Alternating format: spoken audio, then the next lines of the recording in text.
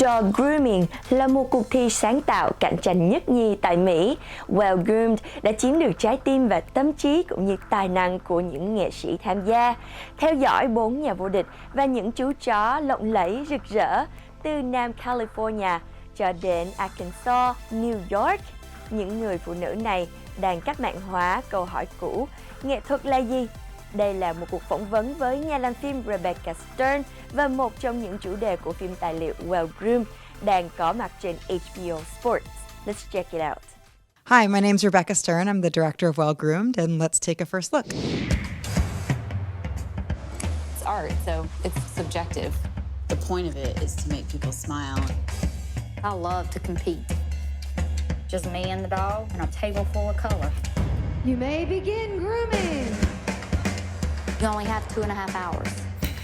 Hershey is the show that you want to win. It's the Super Bowl of creative grooming. I was doing research into making a documentary about dogs and dog fashion. I was kind of interested in like how people dress up their dogs in New York City, basically. And I thought that it would be something fun and easy and short. And then in my research for that, I ran across creative dog grooming, and all of that took like a vast turn.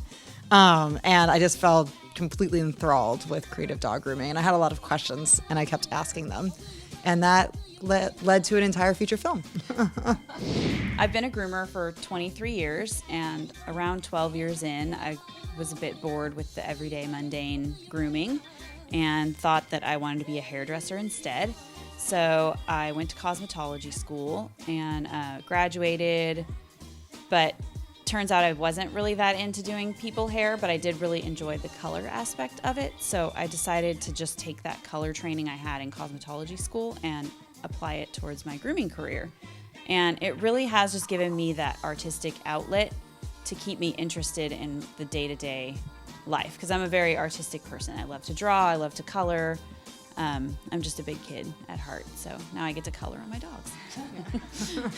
Poodles are a breed of dog that needs regular grooming throughout their entire life. So they are trained to accept grooming and to enjoy it from a young age. So they do tend to make good candidates for creative grooming. Also, their hair is easy to sculpt because it's kind of like a plant, like it just grows all out together. So you can easily trim and make different shapes in it. And it accepts the color similar to people because they have hair, not fur. Their hair keeps growing and growing and growing. It doesn't grow to a certain length and fall out like a golden or something. So they do make good candidates for creative grooming. Also, they're very human-like you said. They're very smart, and they love all the attention. Pretty much any dog that likes attention is the first thing. And second, the white, or light color, so that the color will actually show up on them, can make a good candidate for creative grooming. And of course, you want to make sure that they're healthy and that they're young enough to be able to stand on the table and like you said, endure all this like brushing and combing and scissoring and fluffing. But if they really enjoy it, then we enjoy it. So if the dog's not having fun, the groomer's not having fun. We met, I think the first competition that I went to when I was just like, I need to know a lot more about this. It was really, really early on, like almost 5 years ago. And basically I just like pulled her aside and was like, please talk to me for 30 minutes. Cause I was like such a baby filmmaker. And she kind of looked at me and goes like, maybe 10. And so then we go and like have a conversation. Which I think was the appropriate response because I did not have enough questions to fill 30 minutes, and it went from there. Most of the people have approached us, creative groomers, about making a documentary or any kind of piece on creative grooming. In the beginning, we were all very like bright-eyed, and we had this like rosy impression of what they were going to do. And then we kind of saw that they maybe twisted it to be a little bit more like cynical than we would have liked. So in the beginning, we were definitely kind of standoffish, I would say. It was like she asked if she could have our time, and I was like, well, if I have time, but I'm not gonna make time to have a conversation with you. So but after, she stuck around, and it was very clear from the types of questions she was asking that it wasn't going to go that route. she was really just interested in telling the story how it actually is, that we started to, open up a little bit more. And I really feel like we had a good connection and everything. Yeah. And it's something that like happens over time, right? So it's a documentary film. It's not reality shows, and it's not something short either. Like it's something that really requires the amount of time to get to know people. I think at the end of the day, it's like in order to make a good documentary film, you have to get to know the people that you're filming, and understand where the emotion lies and what they think about what they're doing, and then to be able to adequately express it on the camera. Well, I really wanted the film to be about the women, not about the dogs. So like the dogs are great, and they're definitely characters in the film, and I think you really get to know a lot of them. And as Kat said, they all have different personalities, but like the real drama and the heart of what was happening was with the women. And so for each one of them, it was just really about spending enough time, as I said, to like get to know them and to understand why they were competing and what they were trying to get out of that competition. And I knew that we could kind of like meet everyone at a competition so that you could, and then there's obviously one that culminates as well, like the biggest show, Hershey. So I knew that everyone was kind of going to come together eventually.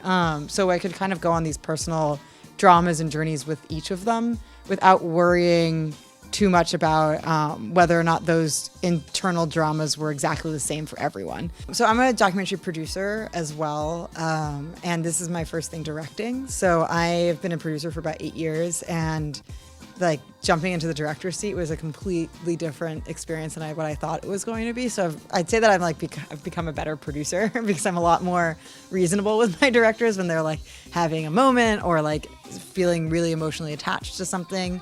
I think that like one of the real shockers or like the learns of doing this was just really being able to dive or like let yourself go within someone else's story without thinking too much about it. Because as a producer, you're constantly kind of wondering about resources and timing and like if you can capture something and like really do what you're setting out to do. But as a director, you can't really think about any of that. And like you have to think about it later. Like you shouldn't like ignore it, but in the moment, just like be with you, that was the biggest learn. And also how to better train my dog. I'm not saying that he's like well trained, but I definitely did learn a lot more about training dogs. 3, 2, 1, scissors down! Pechanga Resort and Casino đã đưa ra một thông báo thú vị khi hợp tác với Hollywood Park, LA Rams và LA Chargers. Phóng viên Rick Hong của chúng ta đã có được những thông tin mới nhất. Rick Hong here for Hollywood First Look Features. Today, SoFi Stadium in Hollywood Park is announcing its first founding partner, Pechanga Resort and Casino. Let's take a first look. SoFi Stadium in Hollywood Park officially announced Pechanga Resort Casino as its newest founding partner of the new 70,000-seat stadium and 290-acre development being built by Rams owner Chairman Stanley Kroenke. As a part of this expansive agreement, Pechanga Resort Casino, owned and operated by the Pechanga Band of Luiseno Indians, will be the official California casino partner of the Rams, Chargers, SoFi Stadium, and Hollywood Park. President Jared Manoa. Come on, make some noise, make some noise. Good afternoon, everyone. My name is Jared Manoa, President of Pechanga Development Corporation. This is a very proud day for us, and we thank you all for being here and being a part of this occasion. Pechanga is the first Southern California headquartered company to announce a sponsorship with SoFi Stadium and Hollywood Park. Mayuyam, Ivit Palov Temeti. Pechanga and sports go hand in hand. Our ancestors instilled in us the importance of social gathering and friendly competition as a way to maintain health, well-being, and a strong sense of belonging. Competitive sports brings us together. It reminds us of the importance of the team and of working as a community to achieve common goals. We're excited to partner with the Chargers and the Rams to be part of SoFi Stadium. It isn't just an LA stadium, it's a Southern California stadium, and Southern California has always been and will always be our home. We're proud to be a part of this stadium and can't wait for you to join us at the Pechanga Founders Club. We just went through a massive expansion at Pechanga that gave us a total of 1,090 AAA 4-diamond rooms, an amazing spa, and a breathtaking resort pool complex. So we know the commitment and attention to detail that goes into a world-class facility like this. Hats off to the thousands of construction workers and crews that brought this stadium to life. It's about time football is back in Los Angeles, and we can't wait for the stadium to open up in July 2020. Pechanga has always put people first. It wasn't long ago that the tribe relied on the support of others. And that's something that will never be forgotten. Sharing and giving to the community is part of the Pechanga culture. That's why Pechanga is partnering with U.S. Vets, Morningside High School, and School on Wheels to support Inglewood students and to help veterans and children that are experiencing homelessness. None of us are as powerful alone as we are together.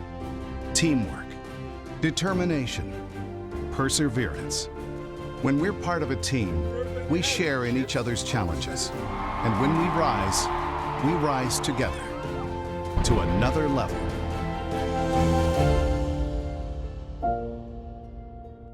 Pechanga Resort Casino, founding partner of SoFi Stadium and Hollywood Park. Sau 34 năm, Tom Cruise đã tiếp tục vai trò của mình là Maverick. Tôi sẽ chào tạm biệt quý vị với một bật mí của bộ phim chuẩn bị phát hành vào mùa hè tới. Xin cảm ơn đã theo dõi chương trình. Tôi là Tino Dinh. Đừng quên đón xem Thủy trong tập ngày mai. Have an amazing week. Và tôi sẽ gặp lại bạn vào năm 2020.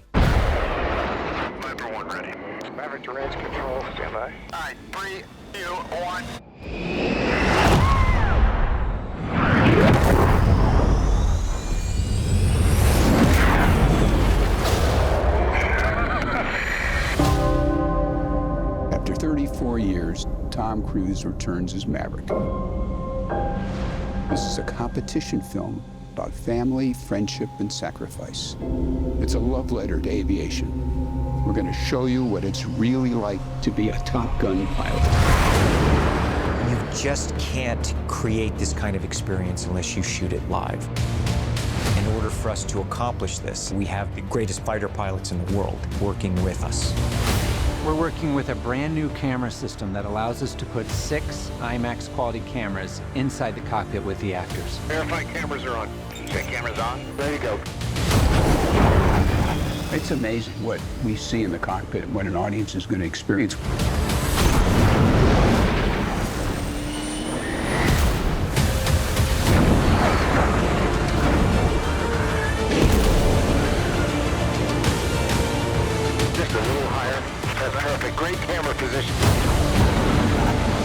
Thanks to Tom, all the actors are becoming accustomed to the G-forces by all the training that they're doing. It is aggressive. You can't act that. The distortion in the face. They're pulling 7.5 HGs. That's 1,600 pounds of force. I am so proud of them and what they've done. And it is heavy duty. All right. Oh, okay.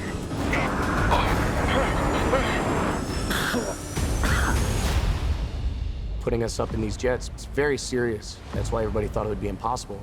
And I think when Tom hears that something's impossible or it can't be done, that's when he gets to work.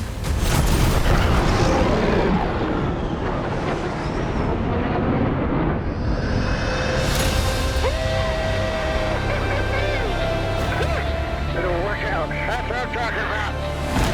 Flying one of these fighter jets is an absolute thrill ride. We want to make sure that the audience has the same experience. 3, 2, 1, turn away. Aviation film like this has never been done, and chances are will never be done again.